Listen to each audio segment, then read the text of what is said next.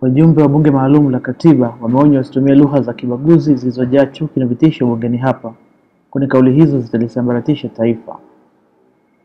Tahadhari hiyo imetolewa mjini Dodoma na wajumbe wawili wa bunge hilo, Kabwe Zitto na Khalifa Suleiman Khalifa. Wajumbe hao wamesisitiza kuwa muungano ni swala la imani litakaloamuliwa kwa ridhaa ya wananchi na sio kupitia mifumo ya kuendesha serikali. Kauli za kibaguzi za vitisho zinatoka, watu wanashangilia. Msinishangilie. Watu wanashangilia chuki. Watu wanashangilia matusi. Hatuwezi kujenga nchi namna hii.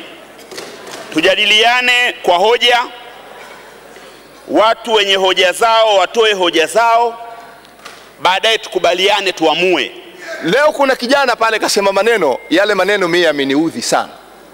Unaposema kuwa watu wa Unguja wamehusiana na watu wa bara, na ukasema watu wa Pemba hawakuhusiana na watu wa bara, huo ni ubaguzi wa kiwango cha juu sana. Halafu mnapigia kofi upumbavu kama huu. Wa kuwagawa watu. Na kushangaeni sana viongozi wenzangu mnaopigia kofi vitu kama hivi. Pamoja na tahadhari hiyo kutolewa, mivutano kuhusu muundo wa muungano na idadi ya serikali katika katiba mpya imeendelea kutawala majadiliano bungeni hapa leo. Huku wajumbe toka kundi la wengi wakiendelea kupinga serikali tatu kama zilivyopendekezwa katika rasimu ya pili ya katiba, wale walio wachache wameendelea kusisitiza shirikisho la serikali tatu halikopeki. Watanzania wenzangu, kuunda serikali shirikisho katika Jamhuri ya Muungano wa Tanzania itakufa kifo ambacho sisi tutakuwa mashahidi wa kuua shirikisho hilo, na nchi itakuwa inatulaumu sana. Ukisoma katiba hii, tuna nchi mbili ambazo tumekuwa nazo tangu mwaka 64, kwa sababu ibara ya pili ya katiba hii inasema Zanzibar ni moja ya nchi mbili zinazounda, sio zilizounda, zinazounda sasa hivi Jamhuri ya Muungano. Na hayo sio maneno ya Tundu Lissu, ni maneno ya katiba ya Zanzibar halali ya sasa. Katika mfumo huu, hali hii katika serikali mbili itaendelea, kwa sababu bado mapato ya muungano yatakuwa hayana mipaka, na tusiambue tume ya pamoja ya fedha, akaunti pamoja ya fedha. Katiba inayotumika sasa, Mheshimiwa Mwenyekiti, hii imeweka akaunti pamoja ya fedha, tume pamoja ya fedha.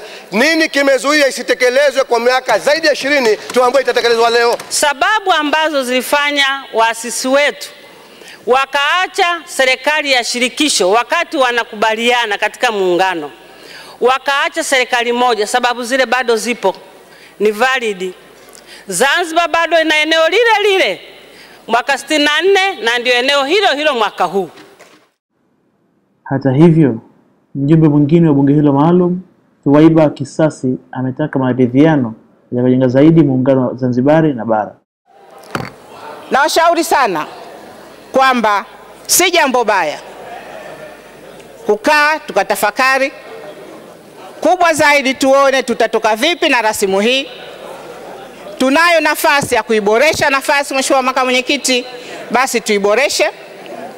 Pa kuongeza tuongeze, pa kuweka sawa tuweke sawa, lakini pa kuondoa napo tuondoe. Vile Mheshimiwa Lissu ameibua tena swala la uhalali wa hati ya muungano, akidai kuwa hati hiyo imegushiwa na haina uhalali wa kisheria. Onyeshwa kitu hivi, na kuna sahihi zimeonyeshwa kwenye mtandao, mkaangalie hiyo sahihi inayoitwa ya marehemu Sheikh Karume.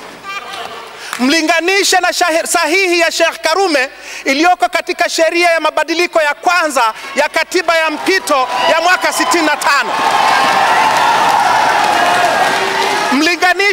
Mlinganishe na sahihi ya Sheikh Karume kwenye sheria ya marekebisho ya sheria ya Foreign Exchange Control Ordinance ya mwaka 65. Leteni hiyo hati mnayodai na sahihi ya Karume hapa, tuje tuwaonyeshe mlivyo waongo.